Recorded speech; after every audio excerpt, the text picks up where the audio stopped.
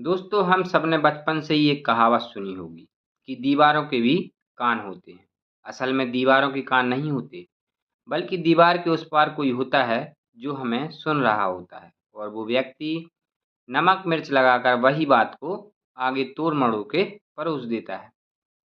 दोस्तों, निंदा करना एक अफीम के नशे की यात्रा है। शुरू-शुरू में बहुत बढ़िया लगता है कि जैसे हम ही महफ़िल की शान हैं। परंतु हम एक बात भूल जाते हैं कि जो व्यक्ति दूसरों पर कीचड़ उछालता है, सबसे पहले उस व्यक्ति के हाथ गंदे होते हैं। ऐसी ही एक कहानी मैं आपको आज सुनाने का प्रयास करता हूँ। एक बार एक ऑफ़िस में एक व्यक्ति था, जो हर किसी की चुगली किया करता था। जब भी वो राम के पास बैठता तो श्याम की चुगली कर देता और श्याम के पास बैठता तो राम की चुगली किया करता था। एक दिन वो कैंटीन में चाय पी रहा था। तभी उसके पास उसका ही एक कलीग सुरेश उसके पास आकर बैठ जाता है। उसे लगता है सुरेश के सामने अपनी थोड़ी इमेज बढ़ाई जाए। तो वो सुरेश के सामने बात करते-करते अपने बॉस की कुबड़ाई करने लगता है, बुराई करने लगता है। कहता है कि हमारा जो बॉस है, ये ज़्यादा कुछ जानता नहीं है, बस हम सब पर हुक्म डालता रहता है, हम सबसे काम करवाता रहता है। देखना एक दिन इसकी पोल ज़रूर खुलेगी। वो जो सुरेश था वो चुपचाप अपनी चाय पीता है, थोड़ा-सा मुस्कुराता है और वहाँ से चला जाता है।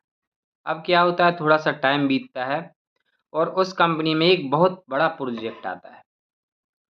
तो जो चुगलखोर था, वो चाहता है कि उस प्रोजेक्ट का उसे सबसे बड़ा ऑफ़िसर बना दिया जाए। अब उसको सुरेश के वोट की बहुत ज़रूरत थी। यदि वो सुरेश उसे रिकमेंड कर देता, तो उसे प्रोजेक्ट मिल जाता। वो सुरेश के पास जाता है, उसे लगता है सुरेश से तो उसकी दोस्ती है क्योंकि उस दिन उसने सुरेश के सामने बॉस की कुबड़ाई की थी, बुराई करी थी। तो वो सुरेश के पास गया और बोला कि भाई तुम मेरे लिए रिकमेंड कर देना, तो हम दोनों मिलकर इस प्रोजेक्ट पर काम करेंगे, बहुत बढ़िया मज़ा आएगा।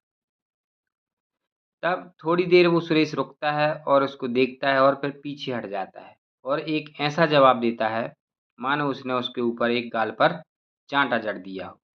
वो उससे कहता है कि मैं एक बात जानता हूँ कि यदि जो मेरे सामने किसी दूसरे की बुराई कर सकता है, वो मेरे जाने के बाद किसी तीसरे के सामने मेरी भी बुराई अवश्य करता होगा।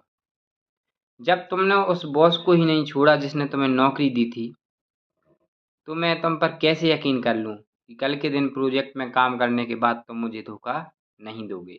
तुम मेरी बुराई किसी से